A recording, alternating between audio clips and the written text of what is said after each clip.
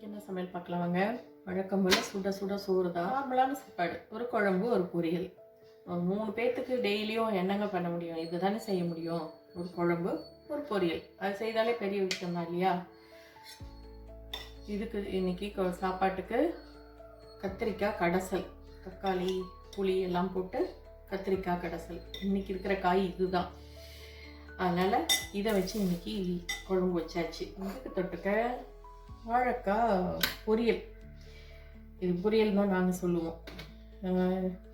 நல்ல காம்பினேஷன் தான், இந்த குழம்புக்கு ஏற்ற காம்பினேஷன் தான் சொல்லணும். அதுலேயும் லைட்டாக வாழைக்காய் வந்து கொஞ்சம் பழுத்த மாதிரி இருக்குது. இதுதான் ரொம்ப டேஸ்ட்டாக இருக்கும். கொஞ்சம் லைட்டாக பழுத்த மாதிரி இருக்கிற வாழைக்காய் செஞ்சால் ரொம்ப டேஸ்ட்டாக இருக்கும். இது கூட லெட்டூஸ் சாலட். லெட்டூஸும் இன்னையோட முடிஞ்சிச்சு, அவ்வளோதான். எப்படியும் ப்ரொவிஷன் வாங்குறதுக்கு போவோம் இல்லை போத்தீஸ்க்கு, அப்போ வாங்கிட்டு வந்துடலாம். இந்த வீடியோ உங்களுக்கு பிடிச்சிருந்துச்சுன்னா லைக் பண்ணுங்கள், ஷேர் பண்ணுங்கள். புதுசாக பார்க்குறீங்கன்னா சப்ஸ்கிரைப் பண்ணிக்கோங்க. தேங்க்ஸ் ஃபார் வாட்சிங். பாய்.